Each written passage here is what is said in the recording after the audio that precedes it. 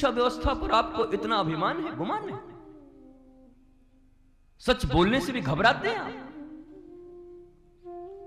किसी भी देश, किसी भी समाज में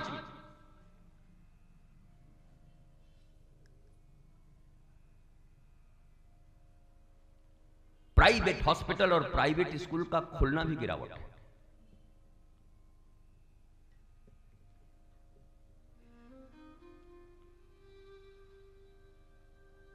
क्यों? ये मान चुके हैं आप कि हमारा बनाया तंत्र नष्ट हो चुका है। कुछ प्रश्न आपके दिमाग में नहीं उठते?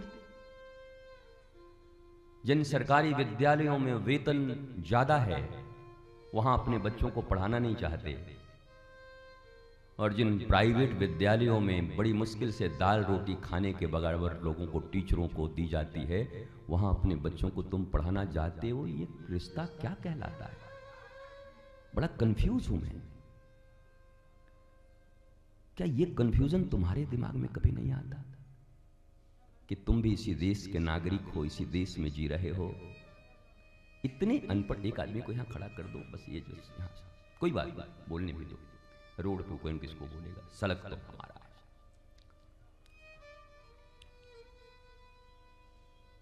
कभी कभी चिंतन की धारा उधर मुड़ जाती है और फिर देखता हूं इतनी कथाएं, इतने लोग, इतने धार्मिक अनुष्ठान, आयोजन, और परिणाम विवेक शून्यता, विवेकहीनता।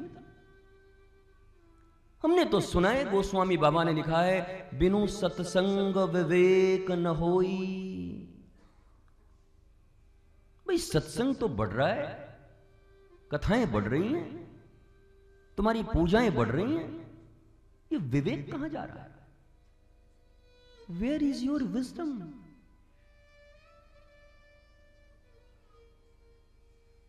आदमी मेहनत कर रहा है तो उसको परिणाम भी तो मिलना चाहिए। मतलब विजी विदाउट वर्क। सो कॉल्ड धार्मिक कहलाते हैं हम। भारत धार्मिकों का देश है।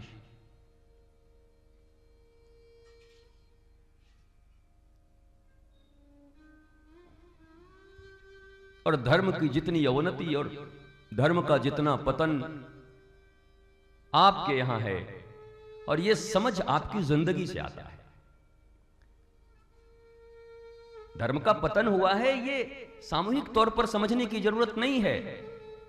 यह सिर्फ अपने निजी जीवन से तुम पहचानो कि तुम उस घर में जन्म लिए हो जहां बचपन से सत्यनारायण की कथा होती है। तुम उस घर में जन्म लिए हो जहां घंटियां बजाई गई हैं। तुम उस घर में जन्म लिए हो जहां बट सावित्री व्रत का पूजन हुआ है। तुम उस घर में जन्म लिए हो जहां तुम तीज का व्रत करते हो, हरितालिका तीज का व्रत करते हो, तुम एकादशी करते हो, तुम प्रदोष करते हो, तुम सोमवार करते हो, तुम मंगलवार करते हो, तुम गुरु को रखते हो, तुम शुक्रवार को संतोषी माता के व्रत रखते हो। कोई ऐसा चीज नहीं जिन पूजा पाठ में तुम सम्मिलित नहीं हो।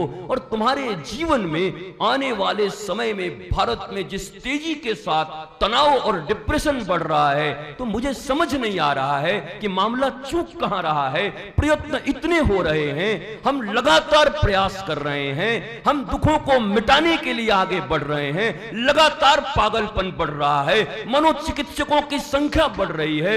हद हो गई कि तीसरे क्लास में पढ़ने वाले बच्चे के लिए किसी मनोचिकित्सक को नियुक्त किया जाता है। उसके बाद भी आप अपने परिवार, अपने समाज, अपने राज्य और अपने देश को उन्नत होने का दावा करते हो। तुम्हारी जिंदगी में कोई उन्नति नहीं है, तुम्हारी जिंदगी में कोई शांति नहीं है, तुम्हारी जिंदगी में कोई प्रेम नहीं है, तुम्हारी जिंदगी में कोई आह्लाद नहीं है, तुम्हारी जिंदगी में कोई प्रॉस्पेरिटी नहीं है। उसके बाद भी तुम आंखें बंद करके रेल की पटरी पर खड़े हो, सामने से रेल के इंजन आ रही है और तुम ये सोच रहे हो कि रेल का इंजन तुम्हारे लिए रुक जाएगी। सामने से सिंह आ रहा है, आदमखोर, और तुम आंखें बंद करके सोच रहे हो कि वो आदमखोर सिंह तुम्हें छोड़ देगा। तो चलो निर्जीव चीज है, तुमने भरा है, 2 नंबरी तो तुम्हारे भीतर भरी हुई है सारी चीज।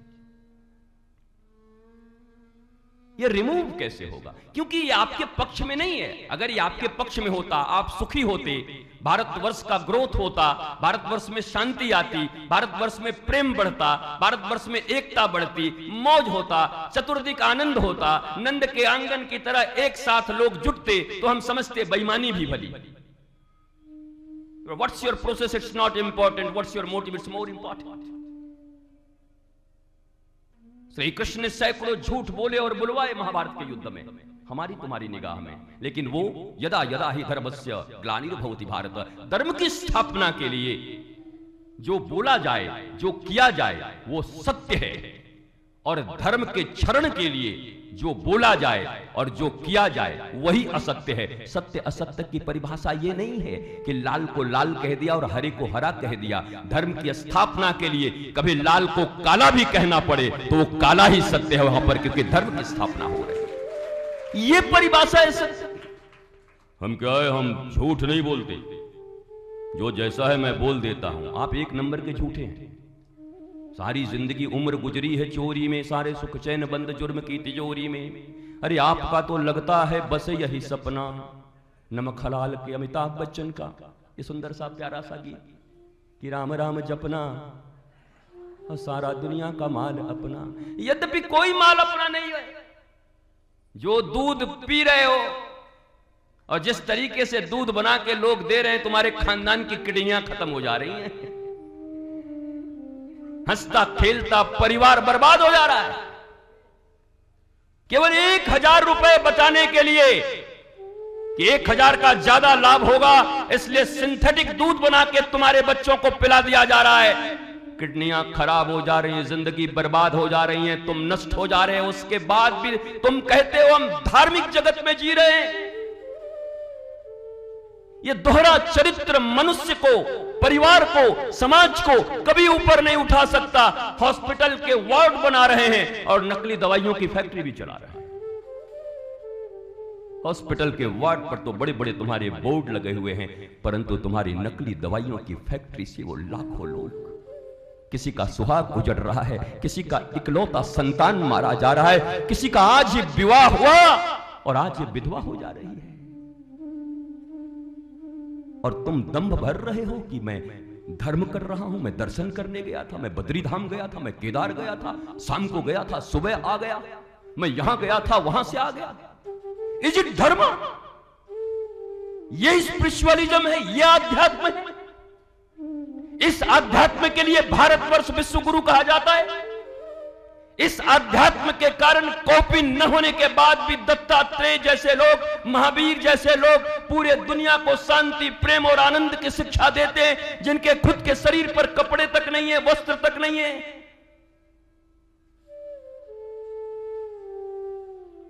क्या ये वही समाज है? क्या ये वही देश है? मुझे तकलीफ होती है जब कोई रावण से अपनी तुलना करता है। रावण की ऊंचाई में भारतवर्ष के वर्तमान के लोग मिल नहीं सकते। सॉरी टू से, ये वही रावण है जब सेतुबंध रामेश्वरम में भगवान ने जामवंत से पूछा कि भगवान की स्थापना करूंगा, कोई आचार्य, श्रेष्ठ आचार्य चाहिए जो शैव भी हो और वैष्णव भी हो। जामवंत जी अत्यंत वृद्ध हैं, जामवंत जी से सलाह किया है और तब जाकर जामवंत जी ने कहा है कि पृथ्वी पर अभी एकमात्र रावण से श्रेष्ठ आचार्य नहीं है जो शिव और वैष्णव। और भगवान राम भी राम क्यों है जरा सोच लो। कहा आचार्यत्व का निमंत्रण दे आइए, अगर वो आना चाहें तो मैं शिव की स्थापना कराना चाहता हूं। और रावण को निमंत्रण जाता है, रावण स्वीकार करता है। पुलस्त कुलोद्भव, समस्त उपासना पद्धतियों से सुसंस्कृत, काशी विश्वनाथ में बैठे हैं। जब शिव तांडव स्तोत्र चलता है तो आज भी उन्हीं का लिखा हुआ, रावण का ही लिखा हुआ है, तुम्हारे नहीं है। उसी स्तोत्र को तुम गाते, रिटन, स्क्रिप्ट, डायरेक्टेड, प्रोड्यूसर सब वही है। रावण ने कहा क्या आप, जब जामुन जी रावण के नाना जी के परम मित्र हैं। रावण को पता चला जामोन जी आ रहे हैं, पूरे सड़कों पर फूल बिछवा दिया। बोला राज द्वार तक आने तक उनकी खूब सेवा की जाए। आने पर जामोन प्रसन्न हुए। उन्होंने कहा हमें एक आचार्य चाहिए। तो रावण ने पूछा वो तपस्वी के लिए ना? बोला हाँ। तो क्या आप स्वीकार करेंगे? बोला आचार्य के द्वार पर अगर कोई आए तो आचार्य इनकार नहीं कर सकता। तो जामुन जी कहते हैं हम जंगल में हैं,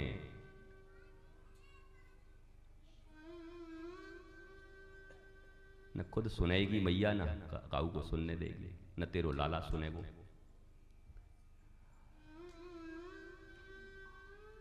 ये अद्भुत एक सिचुएशन होता है जब बच्चे कुछ बोलते हैं और मैं बोलता हूं तो आधी आबादी मुझे ऐसी देखती, बालक के विरुद्ध बोल रहे हैं, तुम्हारे मोह के विरुद्ध बोल रहा हूं, तुम्हारी अज्ञानता के विरुद्ध बोल रहा हूं, तुम्हारी जड़ता के विरुद्ध बोल रहा हूं। मानवता और मनुष्य के खिलाफ अगर कोई व्यासपीठ पर आए तो यह संभव कैसे है? मनुष्यता हंसे इसके लिए तो आया हूं, पर तुम्हारा मोह न तुम्हें हंसने देगा न किसी को हंसने का मौका देगा। तुम्हारी अज्ञानता मौका नहीं देगी। इसलिए श्रीमद् भागवत में कथा श्रवण के लिए लिखा हुआ है, कैसे श्रवण करने आए।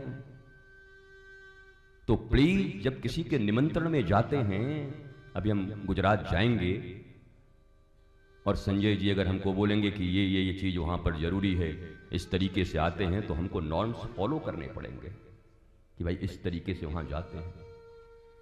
अपना बनारसी की तरफ पान खा के पच नहीं कर सकते, क्योंकि वहीं से स्वच्छता अभियान की शुरुआत हुई।